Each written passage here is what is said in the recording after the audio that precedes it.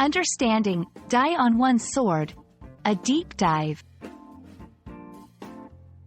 Hello and welcome, everyone. Today, we're going to explore a fascinating phrase in the English language, die on one's sword.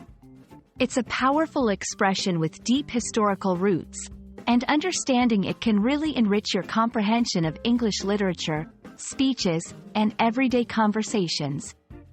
Let's dive into what it means, where it comes from, and how you can use it in your own communication.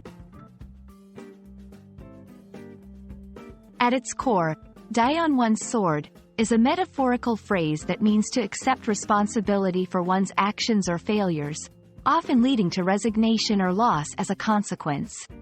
It suggests a scenario where someone chooses to face the consequences of their decisions, no matter how dire, with honor and integrity. Unlike physical death, this phrase emphasizes moral or professional self-sacrifice rather than literal self-harm. The phrase has its roots in ancient times when warriors would literally fall on their swords as an act of suicide to avoid capture or disgrace after a defeat. It symbolizes the ultimate act of taking responsibility for one's fate. Over time, die on one's sword has evolved into a figure of speech used in political, business, and various leadership contexts to describe a person taking full accountability for their actions, especially when those actions lead to failure or downfall. To understand how die on one's sword is used today, let's look at some examples. A CEO resigns after their company fails to prevent a major data breach, choosing to die on their sword, rather than blame others. A politician admits to mistakes made in office and steps down, illustrating the concept of dying on one's sword. An author stands by a controversial opinion in their work, despite public backlash, effectively dying on their sword.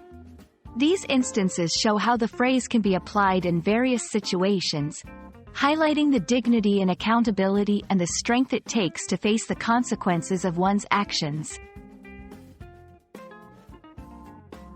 This phrase also holds cultural significance, illustrating values such as honor, integrity, and accountability. It encourages a culture where individuals take ownership of their actions, promoting a more responsible and ethical society. Understanding its usage can help non-native speakers grasp more nuanced aspects of English, including idiomatic expressions and cultural values.